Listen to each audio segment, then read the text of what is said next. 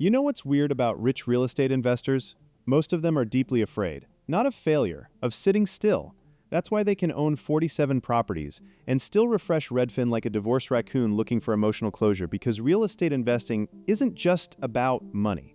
It's about turning emotional problems into spreadsheets. Normal people hear home, investors hear asset. Normal people smell fresh paint. Investors smell equity. And somewhere along the way, their brain quietly stops experiencing reality like a human being. Every restaurant becomes good foot traffic. Every vacation becomes short-term rental opportunity. Every family member over 70 becomes possible inheritance event, which sounds evil. Until you realize most investors are just anxious people trying to feel safe forever. That's the dark joke. They spend their whole life buying buildings because internally, they still feel one missed paycheck away from dying in a Walmart parking lot. I found out rich people treat debt differently because I almost had a cardiac event in a bank parking lot. Not metaphorically, like physically, sweating through my shirt, heart pounding, staring at a loan approval screen like it was a live grenade. The banker smiled and said, "Congratulations? Bro, why are you congratulating me? You just gave me a disease."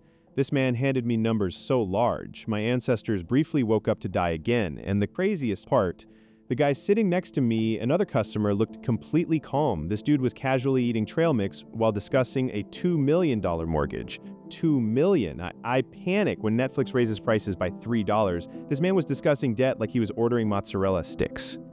And that's when I realized something horrifying. Rich investors do not experience risk the same way normal people do. Like, psychologically, their brains are doing an entirely different thing. Because when normal people see risk, we see homelessness, humiliation, family disappointment, a LinkedIn post that starts with, "Life has a funny way of teaching us lessons." But investor brain people, they see, yes, calculated asymmetrical upside, which is serial killer language, and I became obsessed with understanding this because I realized something deeply pathetic about myself. I didn't actually hate risk. I hated uncertainty. There's a difference. Huge difference, because I'll gamble on absolute nonsense all day. I once ordered sushi from a gas station at 11 p.m. That's not bravery. That's suicidal optimism. But investing? Oh, suddenly I become a Victorian woman clutching pearls. What if the market goes down? Meanwhile, I'll stay at a toxic job for 4 years straight because it has stability. Your brain does this weird thing where familiar pain feels safer than unfamiliar opportunity, which explains why some people stay in dead-end jobs, terrible relationships, and apartments that smell like wet drywall and depression. Your nervous system doesn't care if something is good. It cares if it's predictable. That's the trap. And once I noticed this, my brain started exposing itself everywhere. Like, one day I opened my investing app, saw my portfolio down 8%, and immediately closed the app like I accidentally opened my front camera. That right there, that's called the ostrich effect, which sounds cute, like a Pixar bird with anxiety. But psychologically, it's brutal. Humans avoid looking at painful information because our brains confuse seeing danger with creating danger. Your brain thinks, if I don't look at it, maybe it's not real. Which is why people avoid bank statements, medical tests, text messages, emails titled, "Quick question. That email has ended civilizations?" And investors know this. The difference is experienced investors train themselves to look anyway. That's the entire game. Not intelligence, not motivation, not grain set Sigma Alpha Wolf crypto mail nonsense, just emotional tolerance. That's it, because the market isn't really a money test. It's a nervous system test. Can you watch numbers move without emotionally detonating? Most people can't, including me. I once lost $400 in a week and started walking around my apartment like a divorced father in a movie, just standing silently near windows, making tea I didn't even want. And here's where it gets embarrassing. I realized I wasn't scared of losing money. I was scared of becoming the kind of person who loses money, because psychologically, money is identity glue. Your brain turns financial outcomes into moral judgments. Up 20%, I'm disciplined. Down 20%, I belong in the woods eating bark. That's why investing feels personal, even when logically it shouldn't. And rich investors, the ones who survive long-term, they separate outcome from identity. Normal people go, "I lost money, therefore I'm bad." Investors go, "I lost money? Interesting." What failed? Emotion versus data. That tiny shift changes everything. And honestly, I hated hearing this at first because it sounded emotionally dead inside. Like, cool, bro. Sorry, I can't become a spreadsheet. But then I met this guy named Victor, not his real name. This dude lost almost 6 figures in a bad investment, and I expected emotional devastation. I expected tears, panicking, emergency podcast episode. Nothing. This man shrugged, like he misplaced a sock. Meanwhile, if my food delivery app charges me twice, I become Liam Neeson, so I finally asked him, "How are you not freaking out?" And he said something that genuinely rewired my brain. He goes, "Because I already decided the money was gone before I invested it." Excuse me? That sounds illegal psychologically, but that's the trick. Rich investors pre-process loss emotionally before risk happens. Normal people fantasize about winning. Investors rehearse surviving loss. That is such an important difference. It's insane. Most people enter risk emotionally drunk. They imagine freedom, wealth, revenge glow-ups, buying their mom a house, posting fake casual vacation photos. Nobody imagines, oh wow, this investment might collapse and make me question my worth as a human. But investors do. They emotionally price in chaos beforehand, which is why they don't panic as hard during turbulence. And this connects to something else most people completely misunderstand about wealthy people.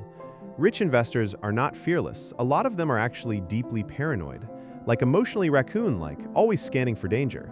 But they structure risk differently. See, normal people think risk means, could I lose money? Investor brain asks, what happens if I do nothing? That question is terrifying because doing nothing also has consequences. Inflation, lost years, skill decay, opportunity cost. But inactivity feels safe because the pain is invisible. Your brain reads delayed destruction as safety. That's why people stay stuck for decades. No immediate pain, no immediate threat, no immediate embarrassment, just slow spiritual carbon monoxide poisoning. And honestly, I think that's why hustle culture advice fails so hard. Because they yell, take a massive risk? No, that's stupid. Your nervous system will literally revolt. Most people don't need bigger risk. They need survivable risk. There's a difference. If you're terrified of investing, your brain is not broken. It's trying to protect you from uncertainty, shame, and loss of control.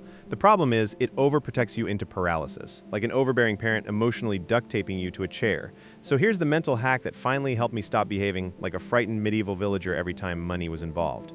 Don't ask, what if I lose? Ask, what's the maximum amount of pain I can emotionally survive? Very different question, because once the downside becomes survivable, your brain calms down. That's why smart investors size risk tiny controlled exposure, not emotional all-ins. Your nervous system needs proof that uncertainty won't kill you. So start stupidly small, like disrespectfully small. An amount so tiny your ego gets offended, because your first goal is not making money. It's teaching your brain, hey, we can experience uncertainty without entering psychological collapse. That's the actual first win. And this is where people sabotage themselves. They think confidence comes before action. No, confidence is evidence. Your brain collects proof after survival. That's why rich investors seem calm. They've survived enough uncertainty that their brains stop treating volatility like a bear attack. Meanwhile, beginners open a stock app and their nervous system goes, we are under invasion. And honestly, the weirdest part of all this, once I finally started investing consistently, I realized the money wasn't the biggest benefit. It was emotional because learning to tolerate uncertainty changes your entire life. You stop needing guarantees before action. You stop waiting to feel ready. You stop treating every mistake like identity assassination, and suddenly you realize the rich investor's brain isn't really about money. It's about emotional regulation. That's the whole thing. The ability to look at uncertainty without hiding your head in the sand like a financially traumatized ostrich, which is ironic because I used to think saving money was the hard part. Turns out the hard part is convincing your nervous system that the future is not an active crime scene. Anyway, I'm still emotionally unstable around money sometimes. Last week, my investment account dropped for 3 days straight, and I reacted by opening it every 4 minutes like a raccoon checking a trash can. But at least now I understand what my brain is doing, which weirdly makes it less powerful, because once you see the pattern, you can interrupt it. So before you can handle risk, you need a nervous system that stops treating every dollar like oxygen. That's probably why learning how to force your brain to crave saving money matters first. Click on the video to learn about it, and I will see you in that video.